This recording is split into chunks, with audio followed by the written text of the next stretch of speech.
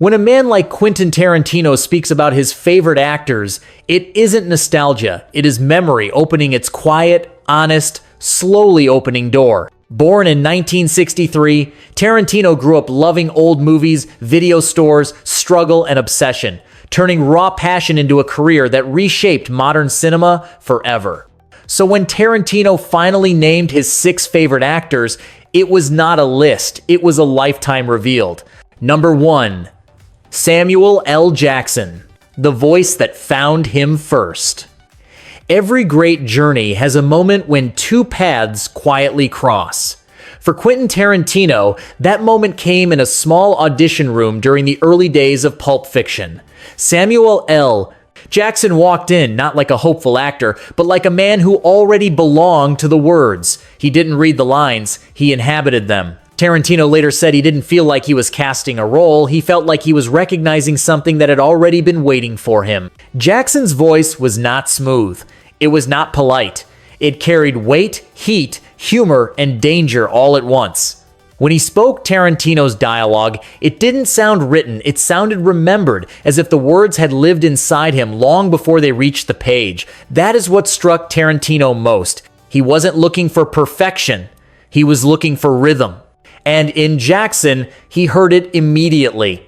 What Tarantino respected most was not Jackson's volume, but his control. Jackson could fill a room without raising his voice. He could turn silence into threat, calm into command.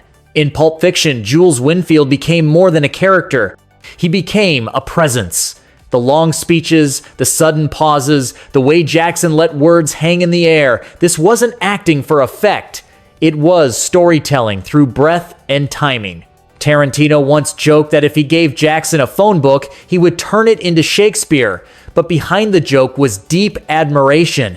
Jackson didn't just deliver lines, he shaped them. He found the music inside them.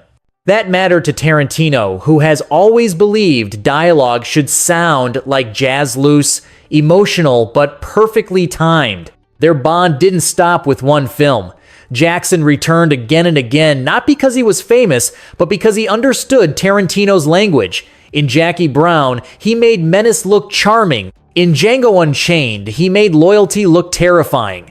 In The Hateful Eight, he became the cold heartbeat of the entire story. Each time, Tarantino didn't write around Jackson, he wrote through him. What Jackson gave Tarantino was trust. Not the kind that comes from contracts or fame, but the kind that comes from shared instinct. Tarantino knew Jackson could hold a pause longer than most actors could hold a scene, and Jackson knew Tarantino would protect those moments, not rush them, not soften them.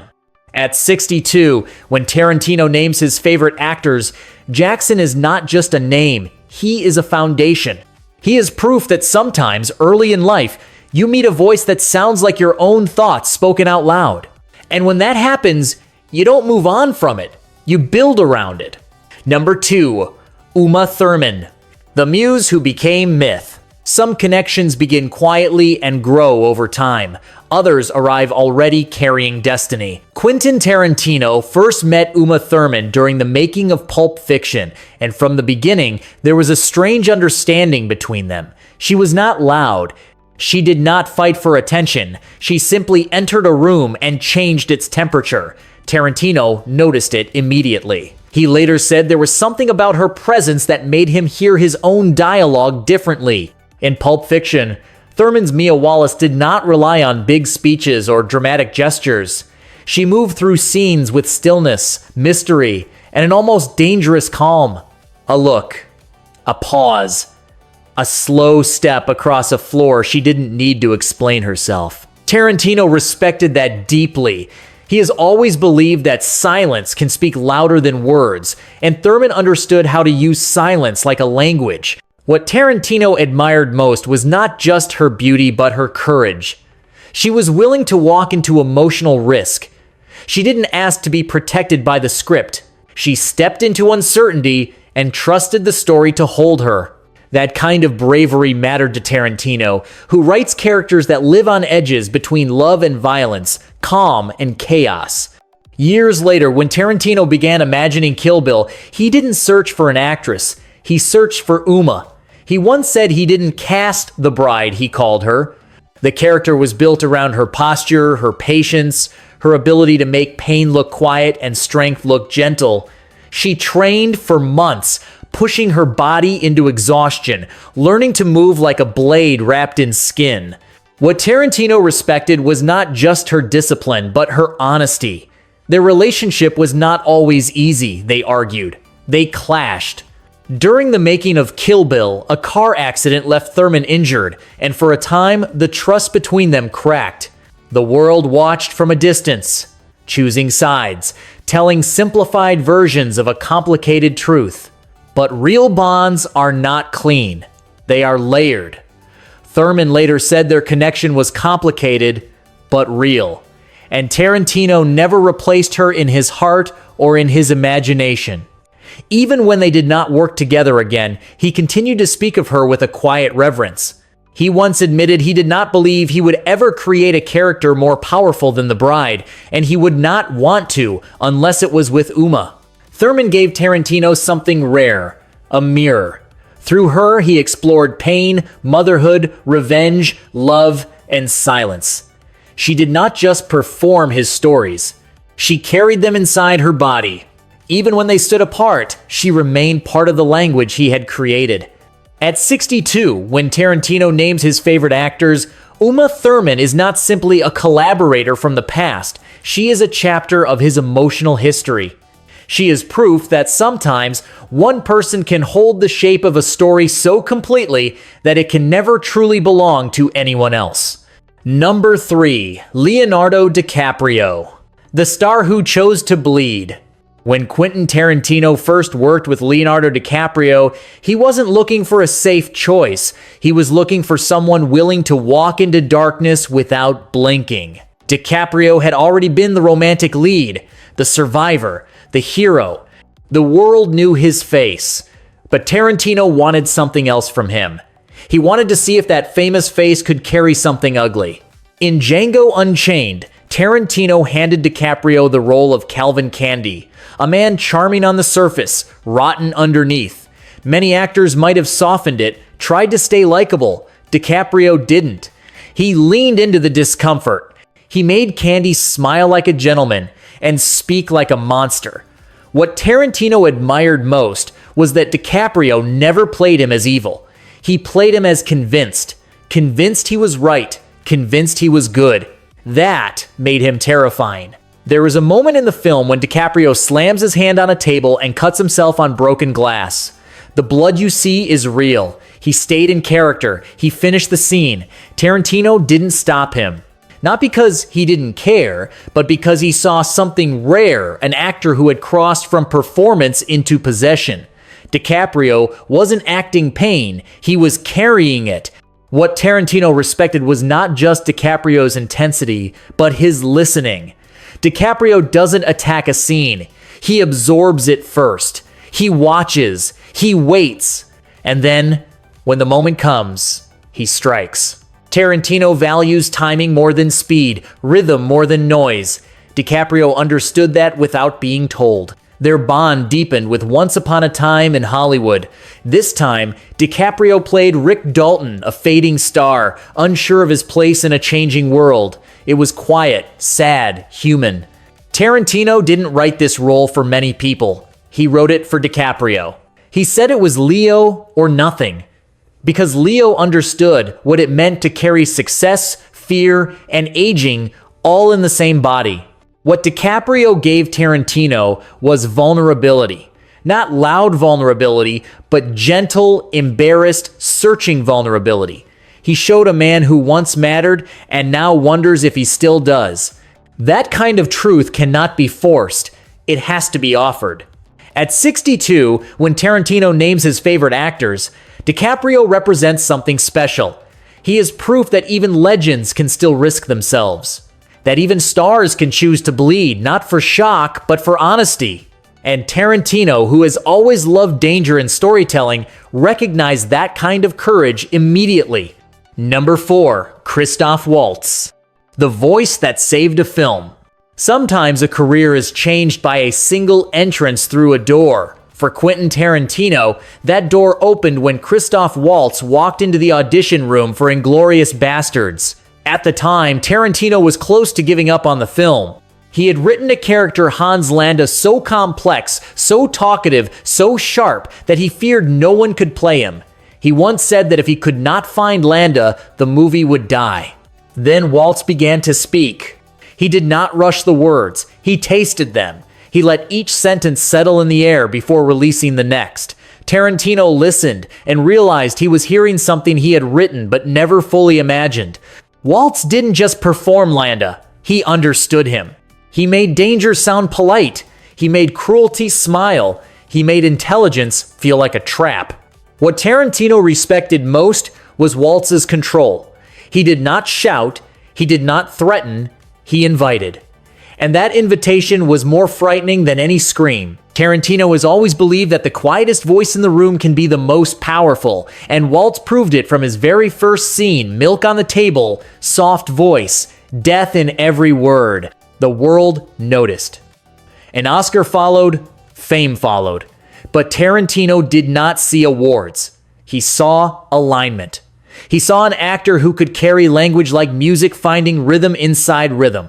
Many actors would have trimmed Tarantino's long speeches. Waltz expanded them, discovering melody where others saw weight. So Tarantino wrote for him again in Django Unchained. This time, he gave him the opposite of Landa, Dr. King Schultz. Kind, moral, playful, yet still sharp.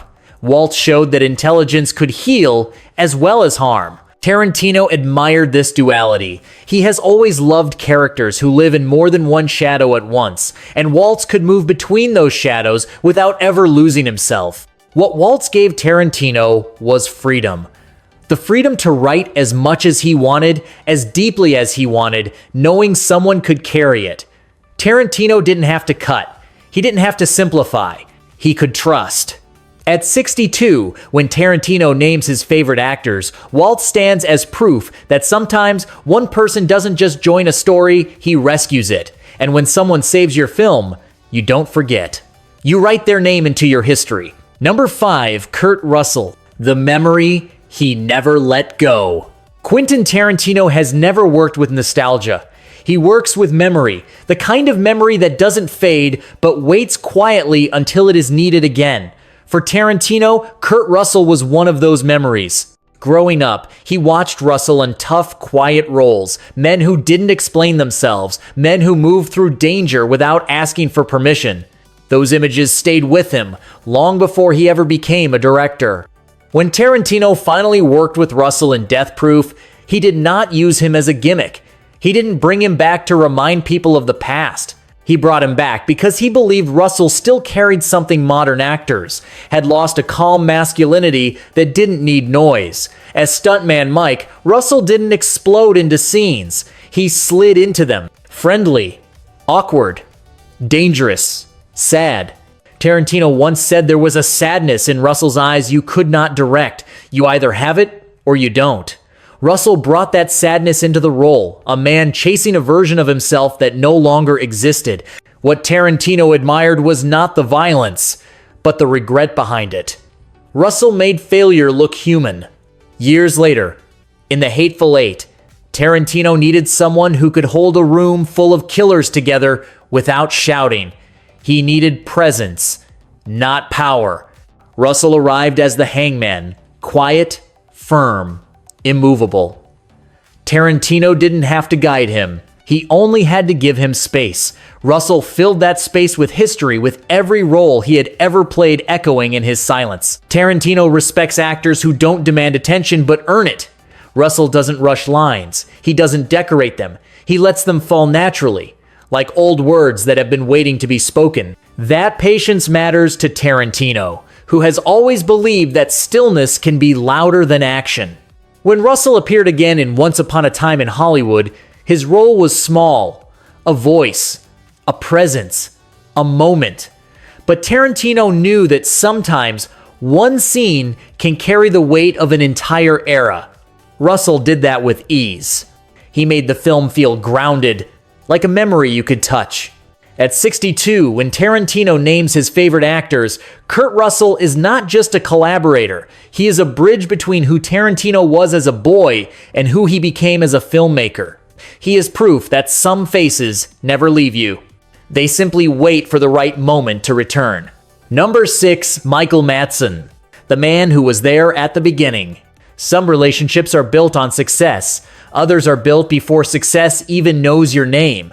Michael Madsen belongs to Quentin Tarantino's life in that earlier place, before the fame, before the noise, before the world started paying attention. When Reservoir Dogs was made, Tarantino was still proving himself, and Madsen became part of that proof. As Mr. Blonde, Madsen didn't play violence the way most actors would. He didn't rush it, he didn't shout it. He let it arrive slowly, like a shadow creeping across a wall. In the infamous ear-cutting scene, what made it unforgettable wasn't the act itself, it was the calm before it. Madsen danced. He smiled. He made horror feel casual. Tarantino later said that most actors would have screamed through that scene. Madsen whispered. What Tarantino respected was not just the performance, but the instinct behind it. Madsen understood something deep about Tarantino's writing, that the real tension lives in what you don't rush. He knew how to let a moment breathe until it became unbearable. That kind of patience is rare. From that moment on, Madsen was not just an actor in Tarantino's world. He was part of its foundation. He returned in Kill Bill, in The Hateful Eight, and again in Once Upon a Time in Hollywood. He never played the star. He played presence. You felt him in a room before he spoke. That mattered more to Tarantino than loud performances or flashy scenes. Tarantino once said he called Madsen family, not because of fame, not because of awards, but because of trust. They spoke between films. They shared ideas. Tarantino would write scenes knowing exactly how Madsen would hold a pause, how he would let silence do half the work. That is not casting. That is writing for a soul you already know. In The Hateful Eight, there is a moment when Madsen delivers a single line that quietly shifts the mood of the entire room. Tarantino didn't underline it. He didn't decorate it. He trusted Madsen to carry the weight without help, and Madsen did by doing almost nothing. What Madsen gave Tarantino was continuity, a reminder of where he started, a living memory of the early days when nothing was guaranteed and everything was risk. As years passed and Tarantino's name grew heavier, Madsen remained the same, steady, quiet, dangerous in stillness. At 62, when Tarantino names his favorite actors, Michael Madsen is not a headline. He is a heartbeat. A reminder that some people are not chosen for glory. They are chosen for loyalty. And loyalty, in Tarantino's world, is the highest role anyone can play.